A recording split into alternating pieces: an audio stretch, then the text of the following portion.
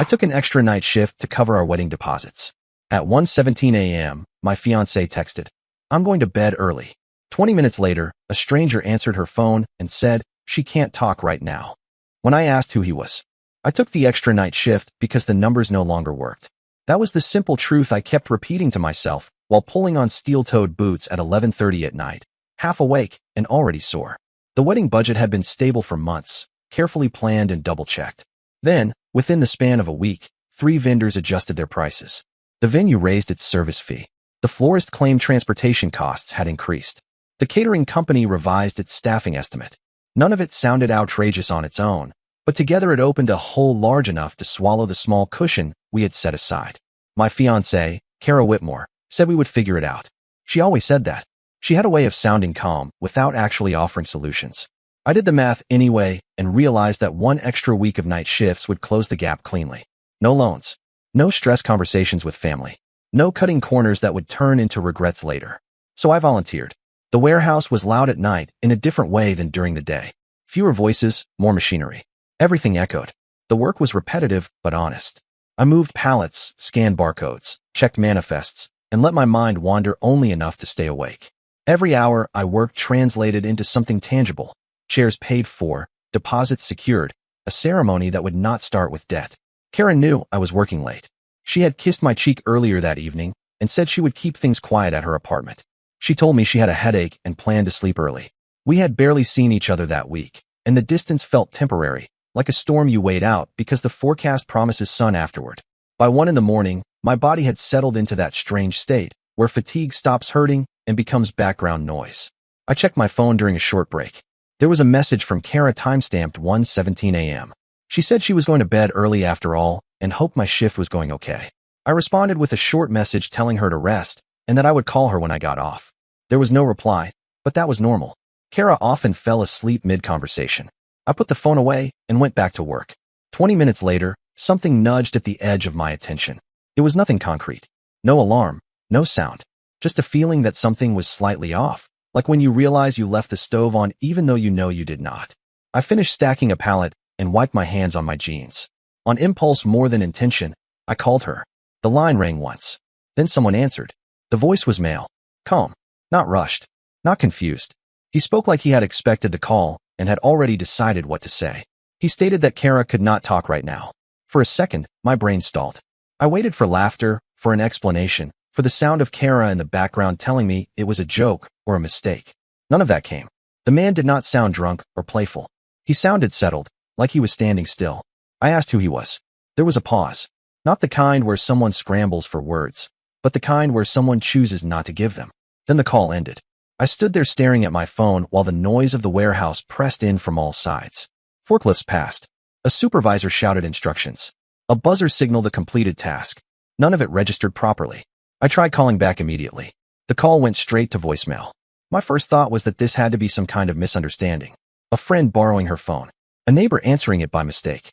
Some bizarre coincidence that would make sense once I saw her face and heard her explanation. I told myself that people do not just hand their phones to strangers at 1 in the morning without context. But then the other thoughts started pushing in. Kara lived alone. She did not host people late at night. She did not have male friends who would answer her phone like that. She did not leave her phone unattended around strangers. These were not assumptions. They were things I knew from years of shared routines and habits. I asked my supervisor if I could leave early, citing a personal emergency. He hesitated, reminded me about policy, then looked at my face and waved me off without another word. I clocked out knowing I would take a hit on my attendance record and not caring in the slightest. The drive to Kara's apartment felt longer than usual. Every red light stretched. Every empty street gave my thoughts room to run ahead of me.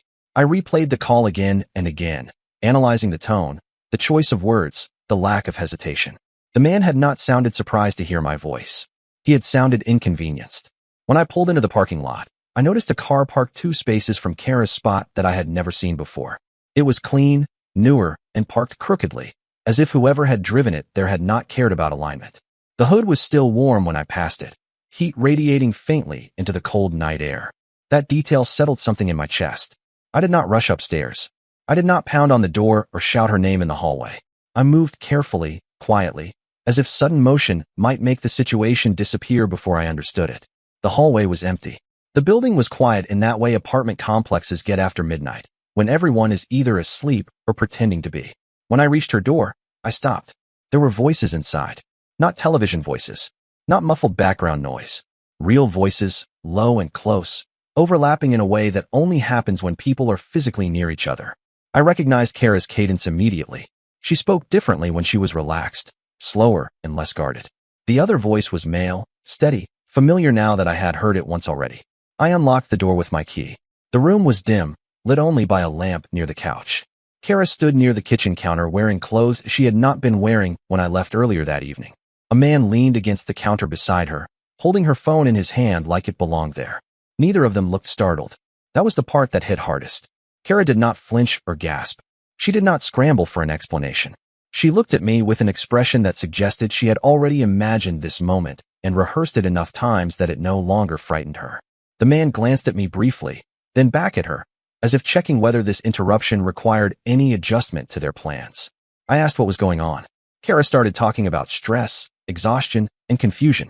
She spoke in broad terms without specifics, the way people do when they are trying to keep control of a situation rather than explain it.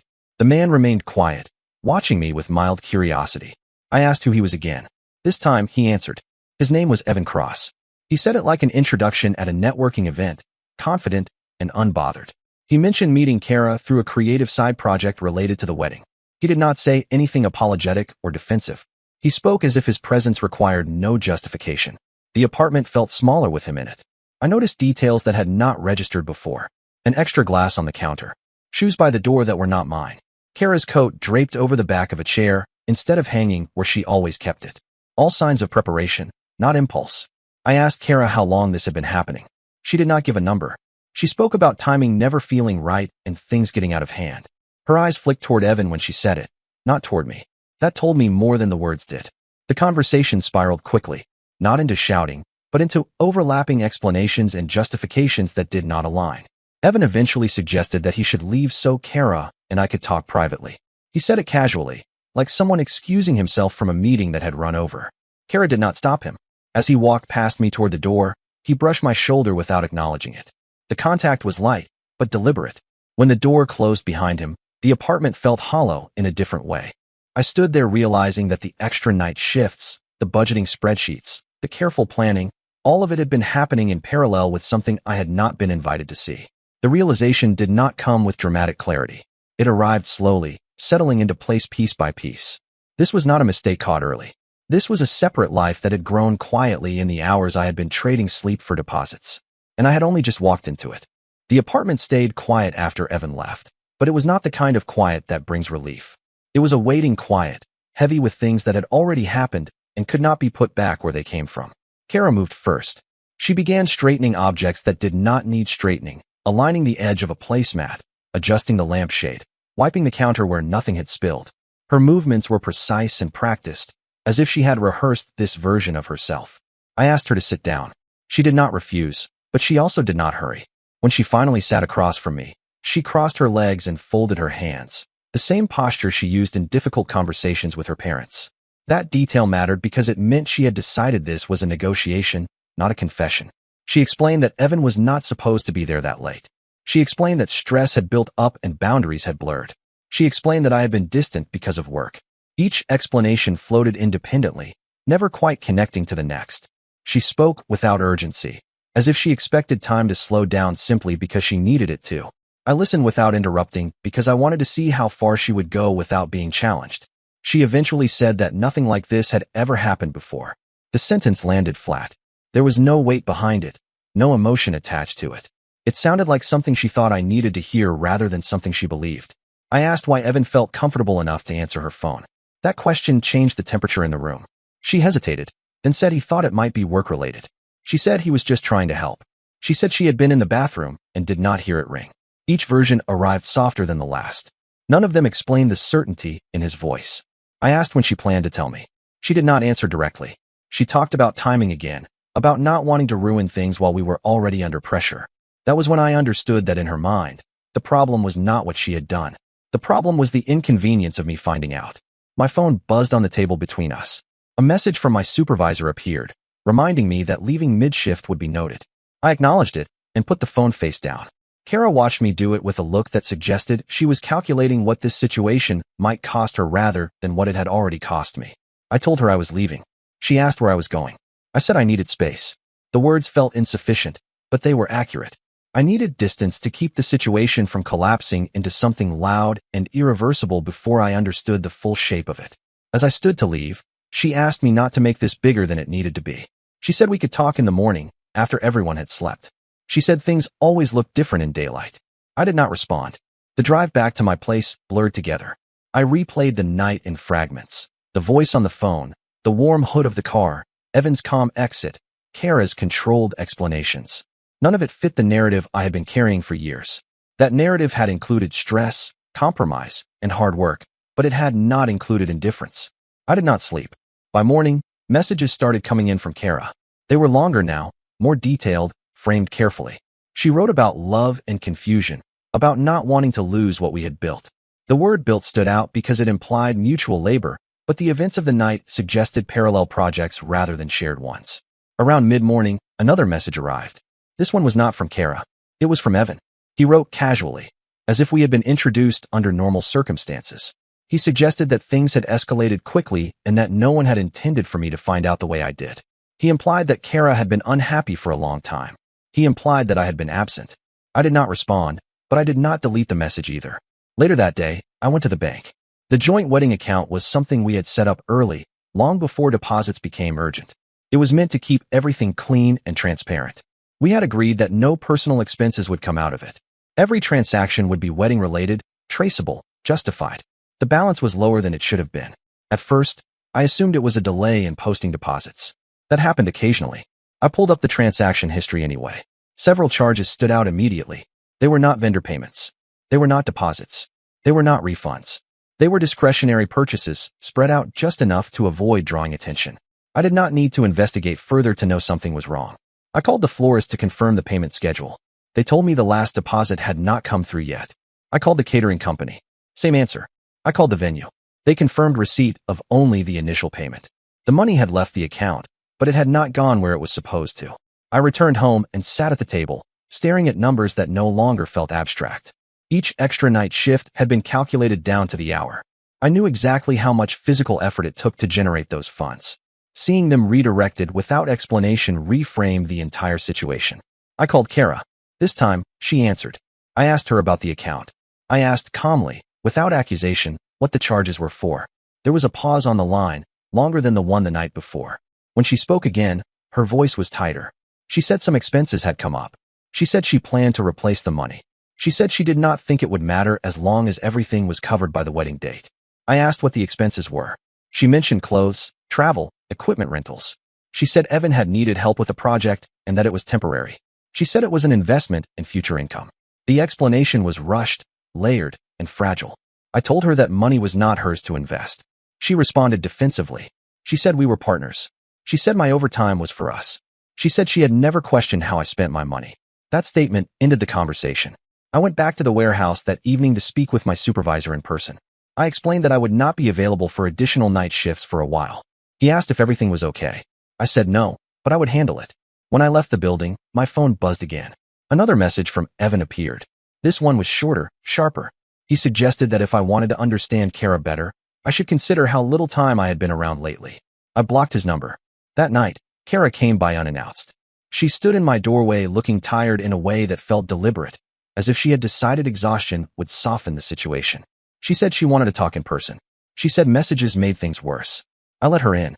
She apologized this time, but the apology focused on outcomes rather than actions. She was sorry I had been hurt. She was sorry the timing was bad. She was sorry things had spiraled. She was not sorry Evan had been there. I told her the wedding was on hold. The words landed harder than anything else I had said. Her posture changed immediately. The controlled calm slipped. She asked what that meant for deposits, for guests, for her parents. She asked how long this pause would last. I told her I did not know. She asked if I was breaking up with her. I said I was reassessing everything. That answer frightened her more than a definitive end would have. As she left, she reminded me that we had plans, that people were counting on us, that canceling things would have consequences. She was right, but not in the way she intended. When the door closed behind her, I opened my laptop and started listing every shared obligation we had. Deposits, contracts, timelines. everything that tied our lives together on paper. The list was longer than I expected, and for the first time since the night shift ended, I understood that what had started as a single phone call was already expanding outward, touching finances, reputations, and futures. The situation was no longer private. It was structural, and once structures start failing, they rarely stop at the first crack. Once I put the wedding on hold, the pace of everything changed. What had been contained within a single apartment and a handful of conversations began spilling outward, pulling in people who had only known the polished version of our relationship. There was no dramatic announcement. I did not broadcast anything. The consequences moved on their own. The first call came from the venue. They had received an automated alert indicating a change in payment status. It triggered a review of our contract. The coordinator asked whether the date was still confirmed. Her tone was neutral, professional, but cautious. I told her we were reassessing and asked what deadlines we were facing if we needed to pause or cancel. She explained the penalties carefully, line by line, and followed up with an email outlining non-refundable amounts. The numbers were worse than I expected. That afternoon, Kara's mother called. She did not ask how I was doing. She asked why the florist had reached out to confirm arrangements directly with her. She asked whether something was wrong. She asked whether I had forgotten to tell her something important. I told her there were issues we were working through. I did not provide details. I did not need to. The silence that followed carried its own weight. By evening, Kara's father called as well. His approach was different. He asked directly whether Kara was safe, whether she was still living at her apartment, whether the wedding date was secure. I answered honestly without elaboration. The call ended quickly, but the damage was done. Questions had been introduced into places where certainty had lived comfortably for months. Kara arrived at my place later that night. She was angry this time. Not loud, but sharp. She accused me of humiliating her by letting things escalate beyond the two of us. She accused me of acting impulsively. She accused me of punishing her financially. I told her the finances were not a punishment. They were a reality that had been altered without my consent. She insisted she had always planned to fix it. She insisted that Evan had promised work that would cover everything. She insisted that this was temporary and that my reaction was disproportionate. I asked her whether she had ever told Evan she was engaged. That question landed differently. She hesitated before answering, then said yes, but not right away. She said it had not seemed relevant at first. She said things had evolved before she realized how serious it had become. I asked whether he knew whose money had funded those expenses. She said he assumed it was hers. That answer confirmed what I already suspected. Evan's confidence had not come from entitlement alone. It had come from distance. I had been a concept to him, not a person. An abstract partner who worked nights and existed mostly offstage. I told Kara I wanted transparency going forward. Full access to all shared accounts. Full disclosure of everything tied to Evan. No negotiation. She agreed immediately, which would have meant something if it had not come only after leverage disappeared. The next day, Evan vanished. His number disconnected. His social media accounts went private. A mutual acquaintance I reached out to told me Evan had canceled upcoming commitments and claimed he was dealing with legal issues unrelated to Kara. The speed of his retreat was telling. He had not wanted complexity. He had wanted access without accountability. When Kara realized he was gone, her tone shifted again. She called me repeatedly, not to discuss reconciliation, but to ask practical questions. What would we tell vendors? How would we explain the pause to guests? Whether we could quietly reschedule instead of canceling outright. Whether her parents would still help if she spoke to them alone. The relationship had become logistical. I met with a lawyer recommended by a coworker. Not for drama, not for threats. For clarity. I laid out the situation plainly. Shared funds used without authorization, contracts signed jointly, deposits misallocated. The lawyer explained my options without embellishment. Some paths were recoverable, others were not. The common thread was documentation and speed. I took action the same day. I froze the joint account. I notified vendors in writing. I documented timelines. I did not accuse Kara of crimes. I simply removed her ability to continue making decisions that affected both of us. When she found out, she showed up again. This time she was scared. She asked how she was supposed to function without access to the account. She asked how she was supposed to explain this to her parents. She asked whether I was trying to ruin her. I told her I was trying to stop the damage from spreading. She told me I was overreacting. I told her she had underestimated consequences. The argument ended without resolution. It did not need one. The trajectory was already set. Later that week, her parents requested a meeting. We sat at their dining table, the same one where engagement photos had been taken months earlier. Kara was quiet. Her parents asked me to explain, calmly, what had happened. I told the story without embellishment and without emotion. Dates, actions, outcomes. I did not speculate about motivations. I did not describe feelings. Kara interrupted twice. Both times her parents stopped her and asked her to let me finish. When I was done, the room stayed silent longer than felt comfortable. Her father asked her whether it was accurate. She said it was more complicated than that. Her mother asked whether the money had been taken from the wedding account. She said yes. Her father asked whether Evan knew she was engaged when the relationship continued. She did not answer. That meeting ended the way many do when illusions collapse. Quietly, without shouting, without reconciliation. Her parents told her they needed time to think. They told me they were sorry. Not in the way people apologize when something sad happens, but in the way people apologize when they realize they misjudged a situation. On the drive home, Kara accused me of turning her family against her. I told her I had answered questions. That night, she packed some of her things from my place. She asked whether we were officially over. I told her the engagement was. She asked whether there was any path back. I told her trust does not negotiate with timelines. She left without another word. The following days were a blur of calls and emails. Vendors confirmed cancellations. Some deposits were lost permanently. Others were partially recoverable. The total financial impact settled into a number that was painful but survivable. Kara's situation deteriorated faster. Her parents cut off financial assistance entirely. They told her she needed to handle the consequences of her choices independently. The apartment she lived in was partially subsidized by them. That support ended. She called me in a panic asking whether I could help her cover rent temporarily. I said no, not out of spite, out of necessity. Any involvement beyond what already existed would prolong something that needed to end cleanly. By the end of the week, the wedding date no longer existed. The guest list dissolved quietly. Conversations shifted from celebration to explanation. People asked careful questions. I gave careful answers. Evan did not reappear.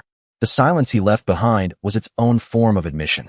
What struck me most was how quickly the narrative around Kara changed once consequences appeared.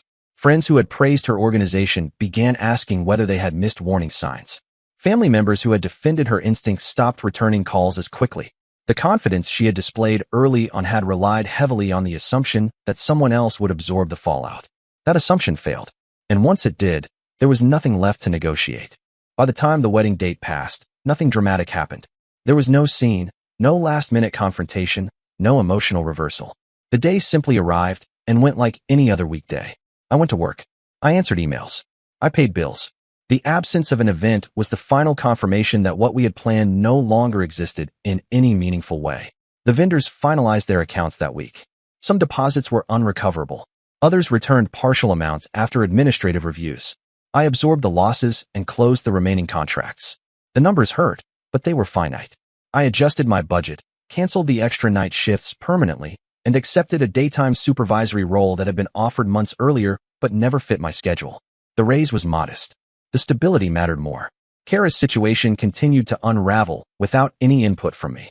She moved out of her apartment when her parents stopped covering the shortfall. She tried staying with friends, but those arrangements proved temporary. The same people who once asked me about color palettes and seating charts now avoided conversations entirely. Association became inconvenient. No one announced it out loud, but the shift was obvious. She reached out sporadically at first. Her messages were practical, not emotional. She asked whether certain deposits had been refunded. She asked whether my lawyer had mentioned anything about shared liability. She asked whether I planned to pursue reimbursement for the money taken from the wedding account. I told her I had already resolved what needed resolving. That answer unsettled her more than threats would have. There was nothing left to argue against. A month later, she called again. This time her voice sounded tired in a way that could not be staged. She said she was working 2 part-time jobs. She said things had not worked out with Evan the way she expected. She said he had promised connections, opportunities, a future that never materialized. She said he stopped responding once complications appeared. None of that surprised me. She asked whether I hated her. I said no. She asked whether I ever missed her. I said I missed the version of the future I had planned, not the reality that replaced it. She was quiet for a long time after that. Evan resurfaced briefly through professional channels. A mutual acquaintance mentioned that his reputation had taken a hit after several complaints circulated about misrepresentation and unpaid obligations. Nothing dramatic, nothing criminal, just enough to close doors that had once been open. He left the city shortly after. No one made an announcement about it. That was the end of his involvement in my life. The legal side concluded cleanly. My lawyer confirmed there was little benefit in pursuing further action. The cost would outweigh the recovery. I accepted that. Closure did not require reimbursement. It required separation. I closed the joint account permanently and transferred remaining balances into individual accounts. I updated beneficiaries. I removed Kara's access from shared services. Each step was small, administrative, unemotional. Taken together, they dismantled a shared life piece by piece. The silence that followed was not empty. It was stable. Friends adjusted quickly. Some apologized for not noticing signs earlier. Others admitted they had noticed, but assumed it was none of their business. I did not hold that against them. Most people avoid intervening in things that appear functional on the surface. My family asked questions, but they did not press. They trusted that if I wanted to talk, I would. I appreciated that more than sympathy. 6 weeks after the cancellation, Kara sent one final message. She said she understood now that things had consequences she could not redirect. She said she hoped I was doing well. She said she would not contact me again. I did not respond. Not because I wanted to punish her, but because there was nothing left to clarify. The situation had resolved itself through action rather than argument. The extra night shift that started everything became a footnote. It represented a mindset more than an event. The belief that effort automatically produces alignment. The assumption that shared goals guarantee shared values. I learned otherwise. Work stabilized. My days followed predictable patterns again. I slept through the night. I stopped calculating hours in terms of deposits and penalties. The warehouse noise faded into memory, replaced by meetings and planning sessions that did not require physical exhaustion to justify their outcomes. Occasionally, someone would ask what happened to the wedding. I answered simply, we uncovered incompatibilities before it became permanent. That was enough. The truth did not need embellishment. A stranger answered her phone because he believed he belonged there. He believed that because she allowed him to. She allowed him because she assumed effort would cover consequences. It did not. The relationship ended not with anger, but with accounting. Emotional, financial, and personal. Once the numbers were added up honestly, there was nothing left to debate.